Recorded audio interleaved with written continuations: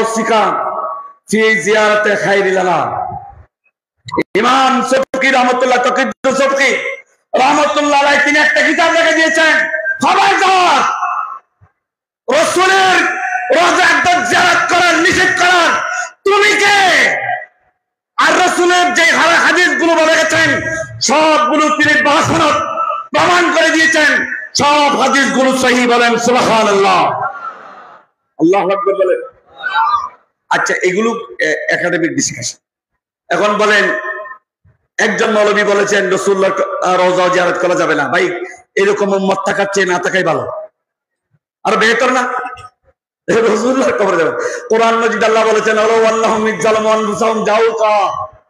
আল্লাহ বলেন, হে গুনাহগাররা, কিয়ামত পর্যন্ত যদি তোমরা গুনাহ করে থাকো, কোথাও যদি আশ্রয় না পাও, আমার রাসূলের দরবারে চলে যাও।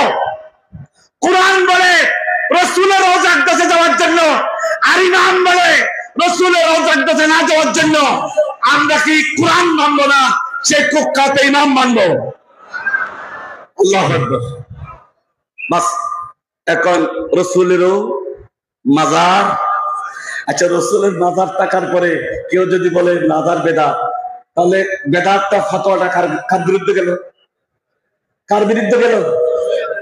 আচ্ছা, এখন তারা বলবে যে রাসূল করিম সাল্লাল্লাহু আলাইহি ওয়াসাল্লাম মাজার ঠিক আছে, জায়েজ আছে, আর কারো জায়েজ নাই। তখন যদি প্রশ্ন হয়, তাহলে রাসূলের রওজার পাশে আবু বকর সিদ্দিকের মাজার কোথায়?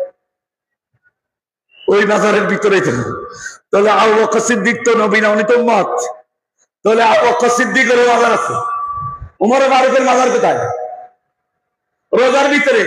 তাহলে উনি তো নবী না, উনি তো উম্মত। তাহলে উম্মতের মাজার তো আছে, নবীরও মাজার আছে, খুলাফায়ে রাশিদিনেরও মাজার আছে। এরপরও তোমরা কিভাবে মাজারের বিরুদ্ধে কথা বলো? এটা আমাদের বুঝে আসে না। এটা বুঝে আসে এতটুকু যে তোমাদের কপাল খারাপ। আরো জোরে বলেন না, তাদের কপাল খারাপ। এখন মাজার সংস্কৃতি রাসূলুল্লাহ জামানা থেকে মাজার সংস্কৃতি শুরু হয়েছে।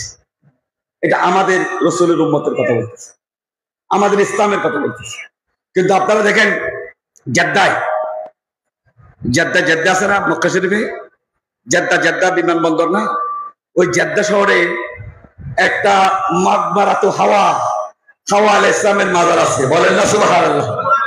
আচ্ছা, পৃথিবীর প্রথম মা আমাদের সকলের, আমারও মা, আপনারও মা, পৃথিবীর হাজার কোটি মানুষ যারা আদম আলাইহিস সালাম থেকে যাবত যারা দুনিয়া থেকে চলে গেছেন, তাদেরও মা, যারা আসবেন সকলের মার নাম কি?